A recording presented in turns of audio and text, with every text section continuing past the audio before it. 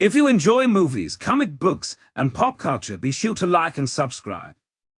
Hello, ladies and gentlemen, and welcome to the REC Podcast, brought to you by REC Comics and Collectibles. I'm your host, Roman Chavez, and with me, as always, Erik Icarus. Eric! What's up, man? We've got the Big Tuna as well. Big Tuna. The boys are back. The boys are back in town. You know, we can't play it, so I'll hum it, all right? We get sued? Yeah, I mean, what are they going to take? What else do we got left? Can't even buy cords. You can follow us on Instagram at REC Podcast. Follow myself at Roman REC Podcast. You can follow the shop at REC Comics. You can come check us out at 7679 North Union Boulevard in Colorado Springs, Colorado. And you can see the Big Tuna slinging sandwiches. Speaking of sandwiches, Oh, here we go. Going right into it. Okay. Sandwich time. I got a question for you, boys. Sure. Okay, first question: what is the perfect sandwich to you? You go to your fridge. Sure. It's an infinite fridge. You can get any ingredients you want. Eric, Yes. what is your go-to sandwich? The sandwich. Oh, The sandwich is my absolute Got you. favorite sandwich. So, Would you care to enlighten the crowd? it's a Peruvian sandwich that I was taught. That is it's called the lomo, if I'm saying that correctly.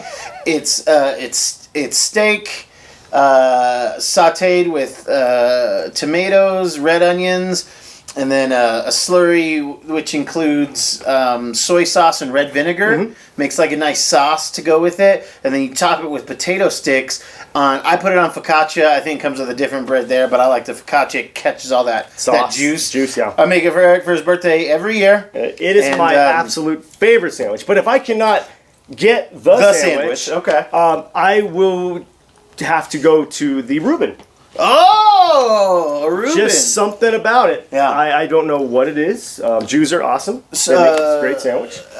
Mustard or Thousand Island or Russian dressing. You know, I like them both. But I pressed, I'm going to go with a good mustard. Start Yeah. around with that. You know? Yeah. I want mustard. I want sauerkraut. Yes. I'll take it's not a pumpernickel. It's like a. It's a rye. Okay, I'll take the rye. Like a marble rye. Yeah. Oh yeah, yeah, marble yeah. rye we see a lot. But yeah, give me that, but on a Kaiser roll instead, Ooh. and I'm all about it. Ooh. I'm all about it. It's just, it doesn't stack as well as it does on that Right. rye. All right, Big Tuna. Yeah, I would actually go like one of my just tried and true sandwiches is the Cubano. Oh, Good Cuban sandwich. I'll take it. I mean, my favorite's the like panini press. You know, you get the meats. You get the pickles. You get like kind of like a little bit of like a spicy, like almost like a Dijon, and you give it like a butter bread panini down. Oh man, that's the way I'm to go. getting hungry. yeah. It's ham. It's a slow cooked pork in sour orange juice, and it's cooked in this like weird box, like in Cuba, actually in Little Havana. It's cooked in this like very stylized box, and then pressed down really well. Mustard. I have never had one in Florida. I would love to. I can't. I don't think I Yeah, get to even Cuba. like a Publix or anything. But you know what though? Like that's not. But like as much as I like that, that's the sandwich I get. Like that's my out and about sandwich. But like my home sandwich is just I mean, it's pretty basic. Okay, but it's a club sandwich. Yeah. Like it's easy. You could do. You know, I like to do like 2 layers, like bread in the middle, kind of the Big Mac style. Nice. Give me some lettuce. Give me some ham, some bacon if I got it, and that's like I'll cook the bacon just to make the club sandwich. A couple of different kinds of mustards. I usually like doing like a Colby Jack, and then sometimes a Swiss, but I'm like hit or miss on the Swiss when it comes to the Cuban. Sometimes even just like a straight up regular, like a mild cheddar or something. Shout out Tillamook. But I was looking for sponsors on the show. And then get me the I like to do like the mustard mayo, like top and bottom, and then I invert it. So I get like mayo on one side of the bread and then mayo on the next side. Build up, scrunch down, put a toothpick in it, make your cuts, all that jazz. Oh man, we should have done this. It's getting me real hungry. I go the same way as Eric. I like a good Reuben. I want mustard, and I want corned beef and pastrami. Yes. I want both. That's the move. If I can get both, Yes. I'm happy. If I can only take Yeah, one. which one are you going? It's hard. I think I go pastrami because I have pastrami so so little. Yeah, Sure. I don't buy it a lot because I'd be the only Right. one to eat it. Sure. But that you could say that for corned beef. Yeah. So I'm gonna have to go pastrami as well. Yeah. But like I said, but if I can get both, I want both. Doing both. Yes, absolutely. I didn't expect this to be as salivating as it would, so I'm going to ask you guys another question another time. All right? I have my answer picked out and everything. I know. It's fine. We're going to put that one on the back. So this was the segment we were calling Hoagies and Heroes. Hoagies and Heroes. There we go. Yeah, we'll have to design some hero-based sandwiches. I was just curious. You're totally missing like the easy layup there. We do the Greek style with like shaved lamb and like some sauce and like a little pita roll up, and it's superhero. Yeah, there we go. Superhero. There we go. There we go. Yeah. And guys, I'm just hungry. We got to get off of this. We're gonna have to start grinding out here. There has been some news in the writer's strike / SGA strike, and Big Tuna, if you could enlighten us on what is going on there. Yeah, so not a lot to know about the specific deal that was reached between the studios and the Writers Guild, the WGA. We do know that they have since the kind of the leadership essentially voted to like call for a vote to end the strike. It technically hasn't fully gone into effect yet, but it sounds like at this point now, the WGA is getting at least enough of what they were asking for in order to get this deal through and finally finish out the strike that was in place. They were asking for really kind of a restructuring of some of the deals. A lot of people didn't realize how little revenue was going to writers and people behind the scenes when it came to streaming performance of shows. Oh yeah. And again, it's one of those things where I've heard very valid arguments on both sides. I think it's very easy to look at the writers and say like, oh, they're fully aggrieved and stuff like that. At the same time, these contracts were made and often put in place without streaming being an option. Mm-hmm. I've heard about some members of the Screen Actors Guild and who are also on strike. This deal does not affect them, although I would argue that likely this deal is going to kind of serve as a template to round out the negotiations between the studios and the actors. But the writers wanted kind of a more equitable pay scale when it came to the streaming revenue. They wanted certain guarantees about number of writers on staff, and some concerns about studios relying on AI, if you will, and kind of how that's going to become Skynet or whatever. Yeah, Sean Connor. Or whatever. Now the actors, they have some different beefs. They a lot of times there was a lot of posts from members of the Screen Actors Guild that were essentially saying, here's my check on the residuals that I got from this show, where I got a few dollars or something like that. And there's definitely some concern about whether or not they're getting any of the revenue sharing from the streaming services. However, it's also important to note that when these deals are reached, Gilmore Girls was brought up during one of the articles I was reading about the Screen Actors Guild and their particular concerns with the studios. They were talking about how Gilmore Girls was a pretty successful show on television. It moved to Netflix, and the viewership blew up to the point now where I think they're saying more people have watched Gilmore Girls on Netflix than ever watched Gilmore Girls combined without it being on Netflix. Well, the actors are not receiving really anything from their show being on the streaming platform. Some have made the legitimate argument that they are owed and to be compensated for that happening. If it were showing in syndication on another network, they would be receiving residuals. However, and that's not to say that they don't have a point, I do think it's also important to consider that these deals are very difficult to future-proof. In the sense that technology has changed so much since Gilmore Girls went off the air before streaming began that it's going to be impossible to create a contract that is able to adapt and change over time. And so I think this is kind of the natural progression as so much of entertainment and media has become streaming on demand. and therefore contracts need to reflect that. But at the same time, there's really no way to make a deal that's going to be future proof, that's able to look too far ahead. Who knows? In 10 years from now, we're 10 years and change out from the last strike. 10 years from now, there could be all kinds of new concerns that are brought up. So, but at least right now, it's looking like the writer's strike is coming to an end. That does not mean that shows are going to go immediately back into production. Obviously, the Screen Actors Guild are still striking. Even if a deal is reached fairly quickly with the SAG, the actors union, it's probably not going to affect too many of the decisions that have already been made.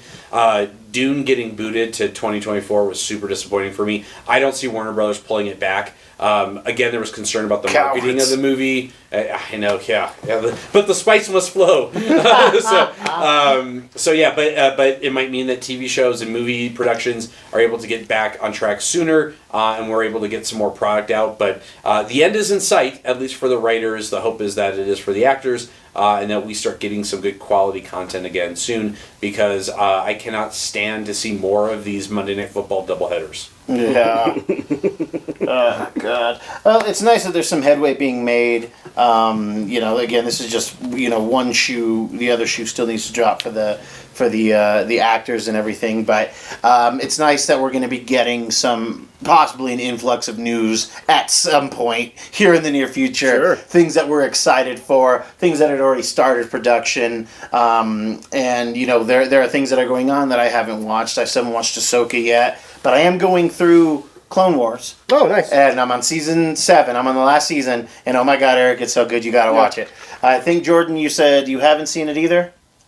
I've seen like maybe 3 episodes of Clone Wars. Yeah. And nothing of Rebels. So I'm into the Ahsoka series. I've been following it and keeping up with it. There are a few moments where I'm like, okay, maybe this moment would hit different if I was more invested with this character, or like they'll mention a character and I'm just like, oh, all right, So there are a few moments there I felt like that. There are definitely some cool fan moments that have popped up as well. And right around the corner in October, we are getting all of Loki dropping here very soon, first week in October. So they moved up the release date, and that they were releasing all the episodes at once. Oh, I didn't see that. Yeah. So we're gonna get a face full of Loki here. They've really stepped up the marketing for the show. I'm seeing it all the time during football games, it's quite clear Disney's trying to get behind it. Some of the commercials have featured the Victor Timely and some of these things. It's really not known how much Kang is going to play a role in the show. It's feeling like a lot. So I don't know, and again, there were the allegations, the arrest of Jonathan Majors with his domestic dispute. Disney's not. It's clear that they're not stepping away from including him in the marketing, but also there's a lot about Loki that they don't want spoiled. There's a lot of stuff that they're going to have as surprises. So it may just be that the lack of him being in the marketing is simply because they want to hold off on some of the big stuff. Dang, man, I'm not going to be able to, I'm not a young man anymore. I can't just burn through Loki in one shot, dude.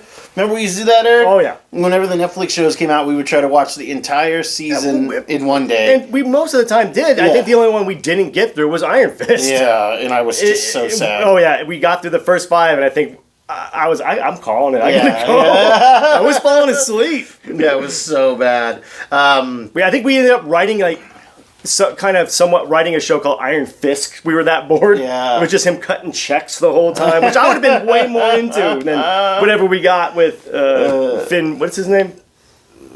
I don't even remember. Finn Balor. Is that his name? Finn Jones? Vinny Jones? Vinnicus? No, not Vinny Jones. Yeah. That's Juggernaut. I'd be okay with that. Finn Jones. Yeah. But it doesn't. Yeah, it was just crap. It doesn't matter. But I think I see this as a desperate move on D Plus's part. I think they got their They're like, okay, we got to get more eyes on our product. Yeah. Let's go the Netflix route, like we said we weren't, and shove this whole show out. Yeah. I'm not as excited as I was for these D Plus shows. I think Loki's the only one I'm kind of sort of excited for, and I don't see myself watching the whole thing in one sitting. I mean, I probably will for this, but no, I don't know. I don't know what to say anymore, man. Oh, I'm getting burned. I'm getting burned, man. I'm losing interest. The interest is waning. Well, But I'm loving the comics more, though. what hasn't been burned and what's been pushing me forward is comics have been pretty good, very interesting, and we had mentioned it before, but the Predator versus Wolverine issue did come out. It is going to be a 4-part miniseries. It's got a few different writers, a few different artists that are prominent. My favorite, though, being Greg Land. I love Greg Land.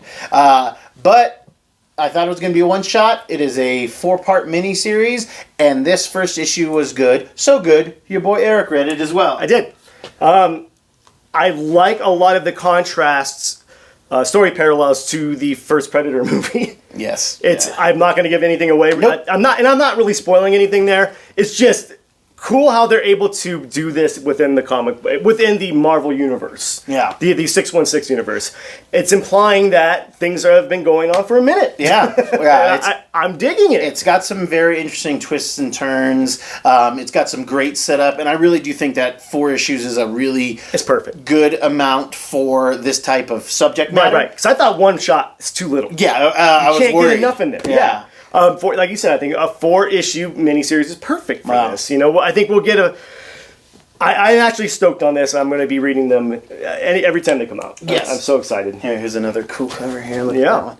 That one's sick. Yes, it was. It actually sold out for me. I had to go to another shop locally and buy more. So it's definitely something that will be going to second print. You guys are gonna, if you're interested in it, I'm bringing in some more of those later printings because it's a really fun issue. chopper? Yeah, get to the chopper. Oh my God! If they're gonna figure out a way to say have that. to, yeah. They're gonna figure out a way to say it. The one thing I will say to make you interested, because I just sell one person and one person only, is that it takes place in 3 different time periods. Yes, okay. That's all I'll say. We're not giving anything away there either because That's all it I'll establishes it pretty quick. Yes. It is cool. It kind of makes me think about some of the other crossovers that Marvel and even DC have done. I mean, we've got Alien and Predator in comic book form before. Some of them were hit and miss. One of my favorite ones with the Predator, though, was with Batman. Yeah. They did 2 of them. And I gotta say, it doesn't go the way you think it's gonna go for Batman. And everyone has that whole if Batman had enough time, you could beat. Yeah, anybody has enough time, you can beat anybody. Yeah. And Dude, fire's my weakness. Okay, I'll just let you guys know. bullets are mine. And I think it's the way that they did it in the first one was so cool. Yeah. How Predator, mild spoilers, Predator gets the drop on old Brucio, and it's cool to hear Bruce's inner monologue, how he's fighting the Predator. Yeah. And what he's got to do and how he has to escape. Obviously, we get to the second one. He wins in the first one, and there wouldn't be a second one. Yeah. But he does get prep time in the second one. Oh. Doesn't fare much better for old Brucio. Oh, man. So I would go out and read that. If you can find him, I'm sure you could get it on the app. The next big crossover, though, that people are going to be talking about is going to be Justice League versus Kong versus Godzilla, and that's real. I'm not making that up. That is coming out. That's coming out. Yeah, that is coming out here in about a month. Do it. Yeah, and it is. It's gonna be because they're like Wolverine Predator. Let's do Kong and Godzilla in the Justice League. So that one's gonna be a little ridiculous, but why would they do that, dude? So we are getting. I'm actually pretty stoked for this. We are getting an Apple TV series that is in the Kong Godzilla universe, and it features an older grizzled Kurt Russell and his son Wyatt playing the younger version. Okay. We also get John Goodman. I think we're getting Ken Watanabe. So they're giving us kind of like the Monarch people from the Godzilla universe. Oh, and okay. What they did to try to keep these animals contained and understand them. And it looks like a very high production value. The trailer for the show looks like a movie. Interesting. So that looks pretty interesting. I'm very excited for the Planet of the Apes crossover with Constantine. Because I would like to know if Dr. Zaius has a soul or not. I think we could do it. Yeah. I think they are doing He can talk. They did a Planet of the Apes Green Lantern. Did they really? Yes, they did. They did. How'd that one go? It was long-winded and ridiculous and was hilarious. it Hal to see. that gets transferred to Earth? Yes, yeah, it's the same type of concept. Right. Coming back to an alternate Earth, but the monk, yeah, yeah, and some of I the can sing. and like Sinestro's with him as well, so Sinestro gets Pulling the the strings. eights together. Yeah. It's absolutely ridiculous. But I very kind of cool want to looking. read that. Very very cool covers, very cool concept. I know they've done X-Men in Star Trek. Yeah. That was kind of interesting to see Spock put the old Vulcan neck pinch on Wolverine, and it yeah. worked. Yeah. Which I guess it would. Well, we Wolverine's got nerves. Didn't we get a Ghostbusters Transformers? Yep, Yep, we've got we sure Ghostbusters did. Transformers, My Little Pony Ghostbusters, My Little Pony Transformers, all that Hasbro stuff. See, My Little that Pony makes sense. versus Predator. Yeah. like, That's the one I want. There's an Archie versus Predator. There is an Archie. That's I've right. seen a That's couple- right. yeah. And there's an Archie and Punisher. There is. A lot of weird crossovers. There's a Punisher M&M book that's actually worth money. tons of money. Yeah, I don't even know how you got it, to be honest. Okay, so one of those weird. Maybe it came with a CD.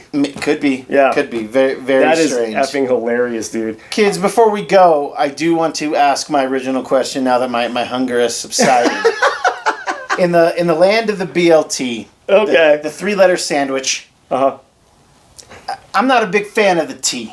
Not a Ooh. big fan of it. Not big. You don't like tomatoes? I'm not only cooked tomatoes. I don't like raw tomatoes at all, unless they're very sweet with some olive oil and some Sure. stuff. But give me a good three-letter sandwich. Yeah, Yeah. you get anything in there. You get bread and you get one condiment. Okay, so Mine is going to be sans a condiment. okay. This is a sandwich that I actually make, and I don't it's know. I'm kind in a of weird. sandwich mood, guys. I'm hungry. And it's going to sound weird, but try it. It is flipping awesome. I guess it would be a has. So it's ham, apple, and sharp cheddar on a wheat bread. It is flipping amazing. Yeah. I'm not kidding. It's so good. Wow. You gotta have the sharp cheddar. Yeah. That's the kicker to the sandwich. I like a good sharp cheddar. Yeah, so try it out there, kids. It's sliced apple, some ham, and that sharp cheddar. Big Tuna. You got a three ingredient sandwich. Yeah, well, I'll pivot. I'll give you the 3-letter sandwich. I'm gonna give you a 4-letter sandwich. Okay. Right? Give me the lettuce. Give me the guac. Give me the bacon and the tomato. For an LGBT. I like it. I like it. But my 3-letter sandwich, my go-to, and I get so much crap from this, from friends, from family, from social media, from the officer that pulled me over last week. This is not a homemade sandwich. Keep in mind, give me a Chick-fil-A chicken sandwich, no pickles, and grape jelly. That sounds good, actually. It's almost like a Monte Carlo. It's almost like a Monte Carlo. I'll tell you this. Monte Cristo. Monte Thank Cristo. you. Yeah. No, but the way I do it, it's a Monte Carlo. Okay. The way I do it, yeah. The way It's I a do Monte it- Carlo, Yeah, that's I'm what it sorry, is. when I'm done, it's a Casino Royale. There we go. Yeah. But yeah, no, I'm telling you, dude, there's something about the crispiness of the sandwich, the chicken. You get the sweet and the savory together in a bite. I once went to a Chick-fil-A and asked for grape jelly, and they were like, "Oh, we don't have that because it's breakfast." And then when I started working for Chick-fil-A, they're like, "Oh, whoever told you that was lying." They're like right here next to all of the other condiments we have access to. And so I'll every now and then I'll do it because I don't want to spoil myself, you know, like because I know I'm afraid I'll ruin it, but it's a nice little treat every now and then, like a cigar, you know, that you eat, Yeah. like a cigar. I don't know how to smoke cigars. Now that I think about it. In a BLT, I get rid of the tomato. Give me some pickles. I like that. I like that vinegary Okay. in the Sure, thing. sure. But my kind of go-to, like when I was single, poor, my comfort late night snack when I'm sneaking food at night to hide my shame. Like certain unwanted house guests that we know. Yes. Give me mayo, any bread, whatever bread I got. Hard salami. You know the sliced hard salami. Salt and pepper on the mayo, and I then learned just a that trick from slice, you. and then just It's a so slice good. of cheese. That's all I Whoa, need. really? Yeah, just simple. Now, don't get me wrong. I could have like a 20 ingredient sandwich and be very happy. Oh yeah. I love You are the all master those of sandwiches. I'm a man of sandwiches. I spoke so much about it that I'm going to have to make something nice when I get home. I think so, man. I mean, could you? Okay, so in the spirit of this, do you consider a burrito a sandwich? no. It's bread. If anything, it's a wrap. Do you What about consider a hot dog? Yeah, that's a bread. That's what I'm saying. I'm posing the question.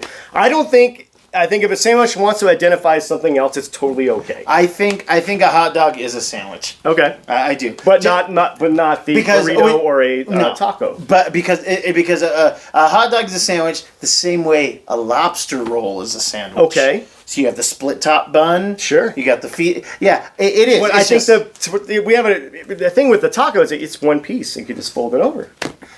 Like a pita. Pita is considered a sandwich. So yeah, lots to chew on there, kids. Yeah. Oh man, he just he keeps knocking them out, kids. That's our show. If you like what we're doing, please hit that subscribe button and click that little bell. If you've got a sandwich idea, come in the shop. We can talk about it, or leave a comment below. Give me a 3-ingredient sandwich. Remember, you get a topping and a bread, but give me 3 other things that need to go. We need to there. invent a sandwich called the Fogel. The Fogel.